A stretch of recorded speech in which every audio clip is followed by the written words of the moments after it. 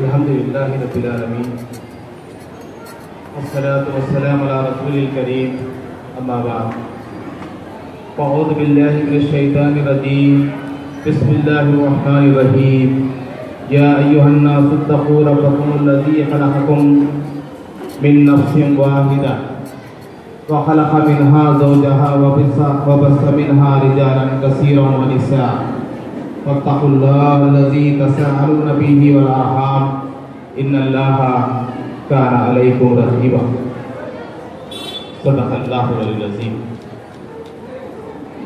కరుణించేవాడు కనికరించేవాడు నిఖిల జగతికి సృష్టికర్త ప్రభు యజమాని పాలించేవాడు పోషించేవాడు మానవులందరి ముక్తి ప్రదాత ప్రాణులందరి ప్రాణ ప్రదాత అయినటువంటి అల్లాహ్ తాలా పేరుతో ప్రారంభిస్తున్నాం. సోదర మహాశయులారా, గౌరవనీయులైనటువంటి ఈరోజు వరుడు నా యొక్క ప్రియమిత్రుడు ఆత్మీయ బంధువు షాకిర్ గారు, మరి వారి యొక్క సతీమణి, మరి అదేవిధంగా ఈ కార్యక్రమానికి ఈ విందుకు వచ్చినటువంటి పెద్దలకు, పూజ్యులకు, గురువులకు అందరికీ కూడా అస్సలాము అలైకుం వరహ్మతుల్లాహి వబరకాతుహు. సోదరులారా,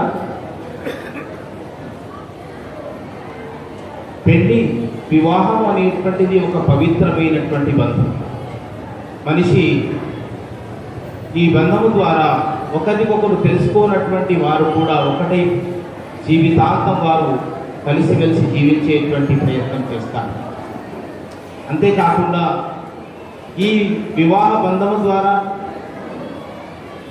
మానవ జాతి, మానవ సృష్టి అనేటువంటిది మనం చూస్తున్నాం. కాబట్టి ప్రపంచంలో ఈ వివాహ బంధం చాలా ముఖ్యమైనటువంటి బంధముగా మనము ఇక్కడ తెలుసుకోవాల్సినటువంటి అవసరం. ఈరోజు వివాహ బంధం అనేటువంటిది ఒక ఫ్యాషన్గా మారిపోయి పాశ్చాత్య సమాజంలో ఈ వివాహ బంధాన్ని విడిచిపెట్టడం వల్ల ఎన్నో రకాలైనటువంటి చెడులు, ఎన్నో రకాలైనటువంటి సామాజికమైనటువంటి కురీతులు మరియు దురాచారాలు అనేటువంటి వక్రగా కనబడుతున్నాయి. కానీ ఇస్లాం ఒక మంచి వైవాహిక బంధాన్ని ఇక్కడ తెలియజేస్తుంది. కాబట్టి మహాప్రవక్త ముహమ్మద్ సల్లల్లాహు అలైహి వసల్లం ఏమన్నారంటే, ఎవరైతే వివాహాన్ని చేసుకోరో వారు నా సమాజంలో లేరు అని చెప్పారు.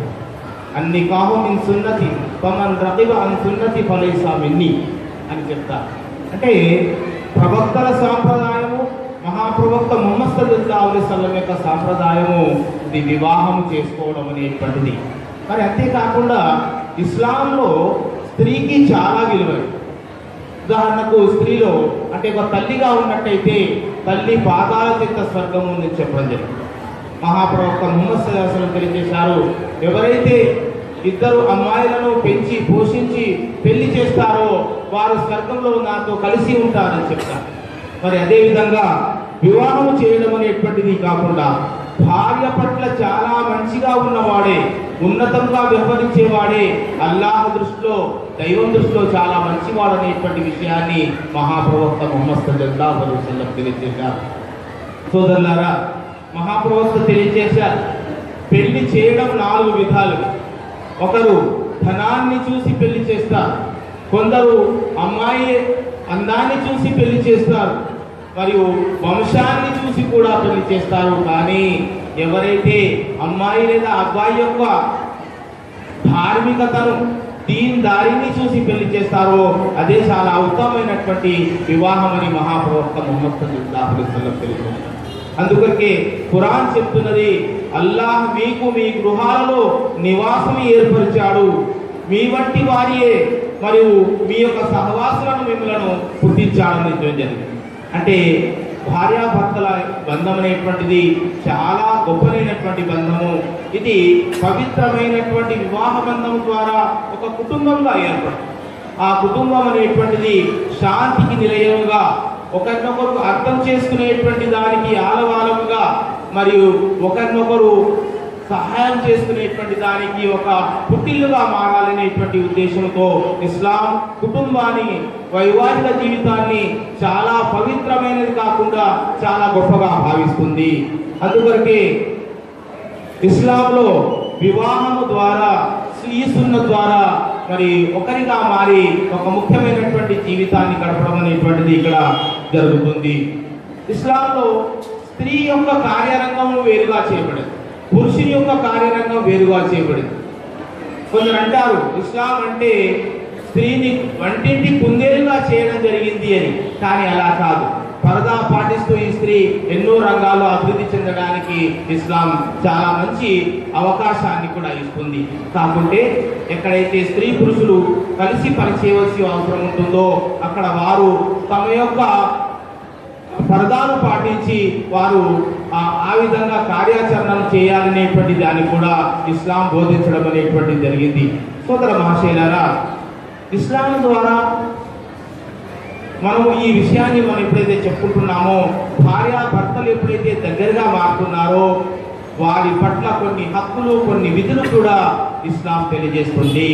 ఇస్లాం ఏం చెప్తుందంటే, భార్య తన హద్దులో, భర్త తన యొక్క పరిధిలో ఉన్నట్టయితే వారిద్దరి యొక్క వైవాహిక జీవితము చాలా శాంతియుతంగా జరగడానికి అవకాశం ఉంది అని చెప్తుంది. ఉదాహరణకు ఇస్లాం భర్త యొక్క హక్కులను తెలియజేస్తుంది. అదేమిటంటే భర్త పట్ల భార్య ఎప్పుడు కూడా విధేయురాలుగా ఉండాలి. అంటే భర్త ఈ సమాజానికి, ఈ కుటుంబానికి యజమాని. రిజాలు ఖవ్వామూన అల నిసా అని చెప్పడం జరిగింది. కాబట్టి యజమాని అనేటువంటిది ఒక కార్యరంగానికి ఉన్నప్పుడు అది శాంతియుతమైనటువంటి గృహంగా మారేటువంటి అవకాశం ఉంది. కాబట్టి అటువంటి సమయంలో భార్య భర్తకు విధేయురాలుగా ఉండడము, మరియు భర్త లేనప్పుడు భర్త యొక్క ఆస్తిని, ఇంటిని ఆమె రక్షకురాలుగా ఉండాలనేటువంటి విషయాన్ని ఇక్కడ ఉద్బోధించడం జరిగింది. మరి అంతేకాకుండా భర్తను గౌరవముతో, ప్రేమతో, ఆదరణతో మాట్లాడాలి, చూడాలి. ఈ విధంగా ఉన్నట్టయితే ఒక మంచి సమాజం అనేటువంటిది ప్రపంచంలో ఉద్భవించడానికి అవకాశం ఉంది. కోరికలు తీసుకోవడానికి ఎన్నో మార్గాలు ఉన్నాయండి. కానీ ఇస్లాం ప్రతిపాదించేటువంటి మార్గము సభ్యమైనటువంటి మార్గముతో మీ కోరికలను తీర్చుకోండి. మనిషికి ఆకలి అవుతుంది, తాను సంపాదించి ఆకలిని తీర్చుకోవాలి. మనిషికి కోరికలు కూడా ఉంటాయి, అది వైవాహిక బంధము ద్వారా, పవిత్రమైనటువంటి బంధముతో అతని యొక్క కోరికలు తీర్చుకోవాలని ఇస్లాం ఉద్బోధిస్తుంది. సోదర మహాశయులారా, భార్య యొక్క హక్కులను కూడా చెప్పడం జరిగింది. ఉదాహరణకు భార్య పట్ల భర్త ప్రేమతో, కరుణతో మెలగాలి. మహాప్రవక్త ముహమ్మద్ సల్లల్లాహు అలైహి వసల్లం తెలియజేశారు, భార్యను ప్రేమతో ముద్ద తినిపించడము, అన్నకు ముద్ద తినిపించడం కూడా ఒక పుణ్యము అని చెప్పడం జరిగింది.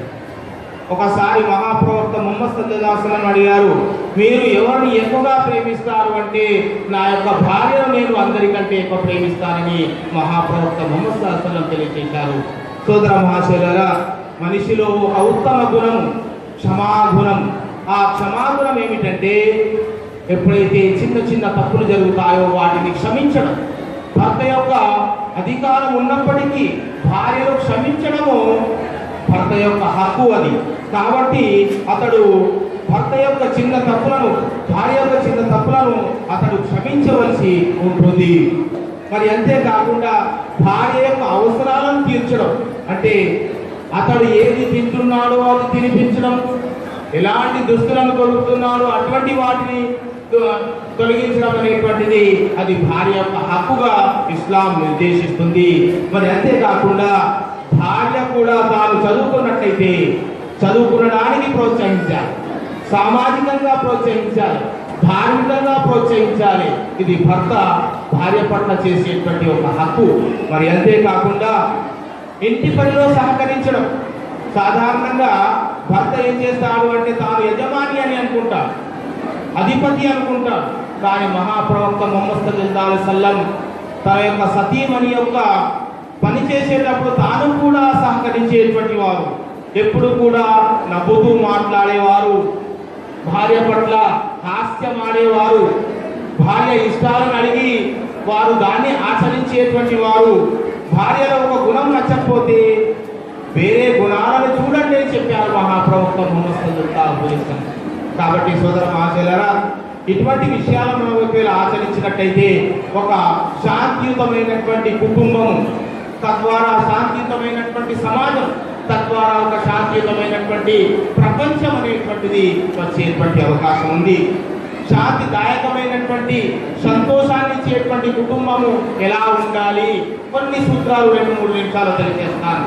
అదేమిటంటే, భార్యాభర్తలు ఇద్దరు కూడా మంచి ఆలోచనలు కలిగి ఉండాలి. వారు మంచిని ప్రోత్సహించేటువంటి వారుగా మారాలి. రెండవది, నైతిక వ్యవహారాలు కలిగి ఉండాలి. వారు చేసేటువంటి పని, ఆచరణ, మాటలు నైతికంగా ఉన్నతంగా ఉండాలి. ఒకరినొకరు గౌరవించుకునే విధంగా, ఒకరినొకరు ఉద్బోధించుకునే విధంగా ఉండాలి. మరి అంతేకాకుండా ఇద్దరు కలిసినప్పుడు విభేదాలు రావడం సహజం. ఒక పవిత్ర బంధం ద్వారా కలిసినప్పటికీ మరి కుటుంబంలో కొన్ని రకాలైనటువంటి కలతలు, స్పర్ధలు రావడం సహజం. అటువంటి సమయంలో అల్లాహు తాలా చెప్తున్నాడు, వారి పట్ల ప్రార్థన చెయ్యండి, మరి ఓపికతో, సహనంతో చేయండి. ఎందుకంటే భార్యాభర్తల మధ్య ఉన్నటువంటి మనస్పర్ధలు శైతానుకు చాలా ఇష్టము. తద్వారా వీరి బంధాన్ని విడదీసే ప్రయత్నం చేస్తాడు. కాబట్టి అటువంటి సమయంలో ప్రేమతో, అభిమానముతో, సంయమనంతో వ్యవహరించాలని మనం ఇక్కడ మనం గుర్తుంచుకోవాలి. అదేవిధంగా భార్య భర్త ఇద్దరు కూడా ఒకరి భారాలను ఒకరు పంచుకోవాలి, ఒకరి యొక్క కర్తవ్యాలను ఒకరు పంచుకోవాలి. అది ఒక ఉన్నతమైనటువంటి కుటుంబానికి నాంది పలుకుతుంది. ఎప్పుడు కూడా చిరునవ్వుతో ఉండండి. మహాప్రవక్త ముహమ్మద్ సల్లల్లాహు అలైహి వసల్లం తెలియజేశారు, ఖురాన్లో కూడా ఉంది. ఏమిటంటే, మీరు ఇంట్లో వస్తే సలామును చేస్తూ ఇంట్లోకి రండి. అంటే ఈ విధంగా ఒక ఉన్నతమైనటువంటి ఆదర్శాలు అనేటువంటివి ఈ కుటుంబం ద్వారా రావాలని ఉద్దేశించబడింది. మరి అంతేకాకుండా ఒకరిద్దరు వారు అనుమానాలు కూడదు. వలా తజస్ససు, కొన్ని అనుమానాలు ఏవైతాయి చాలా పెద్ద రుగ్మతలకు దారితీస్తాయి, పాపాలకు దారితీస్తాయి. కాబట్టి చిన్న చిన్న అనుమానాల వద్దనే వారి యొక్క అనుమానాలను కూకటి వేలుకు మనం తొలగించవలసినటువంటి అవసరం ఉంది. అంతేకాకుండా పరస్పర గౌరవ మర్యాదలు, ఒకరి కుటుంబం ఇంకో కుటుంబం పట్ల సద్భావన, సత్ప్రవర్తన, సదాలోచన కలిగి ఉండాలి. దీని ద్వారా ఒక మంచి కుటుంబం అనేటువంటిది రావడానికి అవకాశం ఉంది. అదేవిధంగా సకారాత్మక ధోరణి, పాజిటివ్ థింకింగ్. ఎప్పుడైతే మనం నెగిటివ్గా ఆలోచిస్తామో అక్కడి నుంచే అన్ని రకాలైనటువంటి సామాజిక రుగ్మతలు ప్రారంభమవుతాయి. కాబట్టి పాజిటివ్గా మనం ఒకవేళ ఆలోచించినట్టయితే భర్త భార్య పట్ల, భార్య భర్త పట్ల ఒక మంచి విషయాన్ని మనము ప్రతిపాదించే వాళ్ళు, ఆచరించే వాళ్ళుగా మారుతాము. ఇంకా ఒక ముఖ్యమైనటువంటి విషయం ఏమిటంటే, ఒకరికొకరు త్యాగం చేసుకోవాలి. త్యాగం చూస్తామని భార్య అయితే భర్తను చాలా సదా సేవ చేస్తుంది, కానీ భర్త కూడా భార్యను సేవ చేయాలి. ఆమె అనారోగ్యం పాలైనప్పుడు లేదా ఆమెకు ఏదైనా అవసరం వచ్చినప్పుడు భర్త కూడా వారికి సహాయంగా చేయాలి. దానికి నిద్రాహారాలు కూడా మానేటువంటి ఒక్కొక్క సమయం వచ్చినట్లయితే త్యాగం చేయవలసినటువంటి అవసరం ఉంది. మరి అంతేకాకుండా ఒకరి బలహీనతలను ఒకరి కప్పిపుచ్చుకోవడము. మనం ఏం చేస్తామండి, బలహీనతలను చూస్తాం, దాన్ని పెద్దగా చేసి చెప్తాము. అలా కాకుండా బలహీనతలు చిన్నగా చేసి ఒకవేళ బలాలను మనం పెంపొందించినట్టయితే ఒక మంచి శాంతియుతమైనటువంటి సమాజం అనేటువంటిది రావడానికి ఈ కుటుంబం పునాదిగా మారుతుంది. కాబట్టి సోదర మహాశయులారా, ఈ పవిత్రమైనటువంటి ఈ బంధం ద్వారా ఏకమైనటువంటి వీరిని కూడా అల్లాహు తాలా శుభాలు, వరాలు కూడా కురువ చేయాలని, వారికి అన్ని రకాలైనటువంటి మంచిని అల్లాహు తాలా ప్రసాదించాలని కోరుకుంటూ మీ ముందు ఒక ఆయత్ చదివాను. సూరే నిసా అంటే మహిళలు. ఖురాన్లో ఒక చాప్టర్ ఈ మహిళల కోసమే కేటాయించడం జరిగింది. మహిళలు అనే పేరు మీద అందులో చెప్పడం జరిగింది, ఓ మానవులారా, మీరు ఆ దైవానికి భయపడండి, ఎవరైతే మిమ్మల్ని ఒకే ప్రాణి ద్వారా పుట్టించాడో, ఒకే ఆదం ద్వారా, హవ్వ ద్వారా పుట్టించాడో, అతని ద్వారా పురుషులు స్త్రీలను పుట్టించాడు, కాబట్టి మీరు ఒకే జాతి వారు అనేటువంటి విషయాన్ని చెప్పడం జరిగింది. మరి అంతేకాకుండా దైవం పేరు మీద హక్కులు మీరు అడుగుతారు కదా, ఆ దైవం పట్ల మీరు భయపడండి. ఎందుకంటే అల్లాహు తాలా మానవులందరినీ కంట పెట్టి ఉన్నాడు. ఈ మనిషి చీకట్లో ఏం చేస్తున్నాడు, వెలుతుల్లో ఏం చేస్తున్నాడు, ఒంటరిగా ఏం చేస్తున్నాడు, అందరిలో ఏం చేస్తున్నాడు, ఇవన్నీ కూడా రికార్డ్ చేయబడుతున్నాయి. కాబట్టి మీరు చేసేటువంటి ప్రతి పనికి అల్లాహు తాలా ముందు నిలబడి జవాబు చెప్పుకోవాల్సినటువంటి అవసరం ఉంది అనేటువంటి విషయాన్ని ఈ వాక్యంలో చెప్పడం జరిగింది. సోదర మహాశయులారా, మానవ పవిత్రమైనటువంటి ఈ బంధము ద్వారా ఒక సకల శాంతియుతమైనటువంటి కుటుంబము ముందుకు వచ్చి ఆ కుటుంబం ద్వారా ఒక మంచి సమాజం రావాలని, మరి అదేవిధంగా ఈ ప్రపంచంలో శాంతిని వర్ధిల్లే విధంగా వైవాహిక జీవితం అనేటువంటిది వర్ధిల్లాలని కోరుకుంటూ, పాశ్చాత్య సమాజము ఈ వివాహ బంధాన్ని విడిచిపెట్టడం ద్వారా కుటుంబాన్ని నాశనం చేసుకున్నది. అక్కడ ఎవరి కొడుకు అంటే చెప్పలేనటువంటి పరిస్థితి ఉంది. కాబట్టి ఎన్నో రకాలైనటువంటి సామాజిక రుగ్మతలే కాకుండా, శారీరక రుగ్మతలే కాకుండా, మానసిక రుగ్మతలు కూడా అక్కడ మనము అటువంటి పాశ్చాత్య దేశాలు చూస్తున్నాము. కానీ వివాహ సంబంధాన్ని, వివాహ బంధాన్ని తీసుకున్నటువంటి భారతీయ సమాజము కావచ్చు, లేదా ముస్లిం సమాజము కావచ్చు, మనం చూసినట్టయితే ఈ పరమ పవిత్రమైనటువంటి బంధం ద్వారా ఒక మంచి సమాజాన్ని మనము రూపొందించేటువంటి అవకాశం ఉంది. కాబట్టి అల్లాహు తాలా ఈ పరమ పవిత్ర బంధాన్ని చాలా మంచి గాఢానుబంధంగా చేసి ఒక మంచి కుటుంబంగా దీన్ని తీర్చిది శాంతికి ఆలయంగా చేయాలని కోరుకుంటూ నేను సెలవు తీసుకుంటున్నాను. వాకిలి దావానా అల్హమ్దులిల్లాహి రబ్బిల్ ఆలమీన్. జజాకల్లాహ్. నా తోటి సోదరులారా,